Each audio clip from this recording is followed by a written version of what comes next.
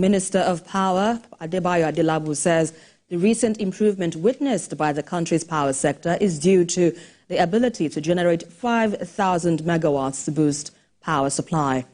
The minister, who spoke during the distribution of food palliatives to residents of Oyo State, further assured Nigerians that in no time the country would achieve an additional 6,000 megawatts, which would provide a more stable power supply for all.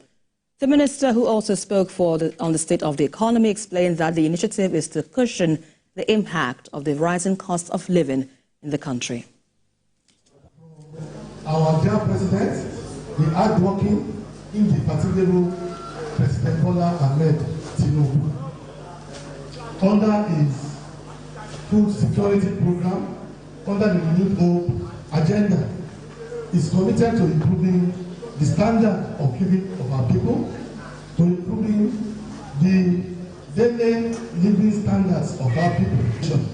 He has therefore decided to give us as our own share in Oyo State, through my very good self, the Honorable Minister of Power, to distribute a total of 10,000 bags of rice to the people of Oyo State. Well, let's quickly bring in an energy expert to give his perspective on this matter. Good to have you on the news. He is Ayodele Oni. Good to have you on the news at this time. So first off, how equipped now is Nigeria's existing infrastructure to handle 6,000 megawatts increase without system overloads or collapse? What are your thoughts on this? Okay, interesting question, and thank you very much for having me. I think a few points. The reason why we generally have 13, 14, 17, maybe 20,000 megawatts of power is just that much of that is stranded for two key reasons. Power infrastructure, particularly around transmission and some distribution, and gas inadequacy. So if you have a power plant, just like having a car, even if you have a Rolls Royce and you do not have fuel, you cannot move it. So many power plants cannot go on because there isn't fuel. Not because there isn't gas, not because we don't have a lot of gas. In fact, Nigeria has more gas than oil. But if the commercial arrangement is bad, people are not paying for gas, electricity consumers are not paying, or tariffs isn't good enough to cover gas, and you owe gas suppliers whatever is due them, they will supply gas. Second thing was infrastructure. Between 1987 and about 2016, we did not have any major upgrades of the grid until we started to have some of these new projects, and the Siemens project that is now upgrading aspects of the grid and including new infrastructure. So 6,000, I think we may, depending on if we resolve at least one or two of those things, additional infrastructure from Siemens, and I hear of the number of new infrastructure being added to the grid and improvements here and there, and gas supply. If that's the case, and I do not have all the facts, then it is true that we can do up to 6,000 now, but I do not know that we can do an additional 6,000 to the 4,000 we've had. Maybe 2,000 to make it 6,000, yes, but I doubt that the 6,000 to make it 10,000 from the previous 4K.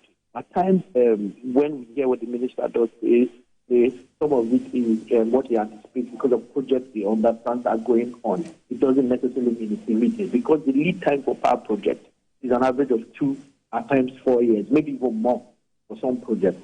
So I think maybe 6 is more realistic, but not 10 immediately.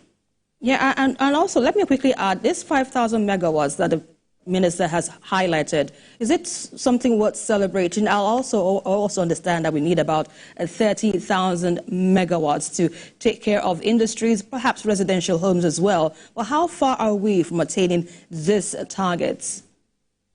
I think we probably need 120,000, because the truth is, the rule of thumb is a megawatt for 1,000 people. If you do the math, it's about 200 and something thousand for 200 and something million, but discounting because a lot of people are in rural areas and all of that. So really, it's not even 30K. We need much more than that. That said, I think any improvement is worth celebrating, to be honest, because if you've been stranded at a particular volume for so long and you improve by 1,000 or 2,000, yeah, it's worth saying, oh, well done, but you need to do much more. So it's worth saying kudos, but it's worth saying, but that's not enough. You need to do much more than you have done or you are doing. That's my own take. And any other further thing you'd like to add in terms of measures you think the government needs to do or implement rather to ensure stability or sustainability of power generation sources? Okay, one thing is we need to begin to ensure that we expand energy sources, like what NERC has done with distribution companies, insisting that the percentage, I think 10% of the power to generate must come from renewable sources. So we have a more robust energy mix.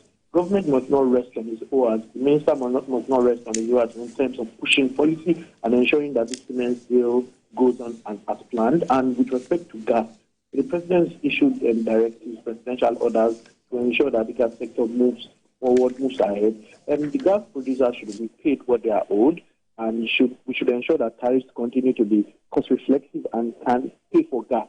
Because without gas, we can't really generate much power in Nigeria. Right. We have hydro, but hydro is about 20%. Right. The government should continue what it's doing and do much more. And that's a fine place to leave it. Thank you so much, Ayodele Oni, energy expert, for bringing your thoughts on the news at 10 tonight.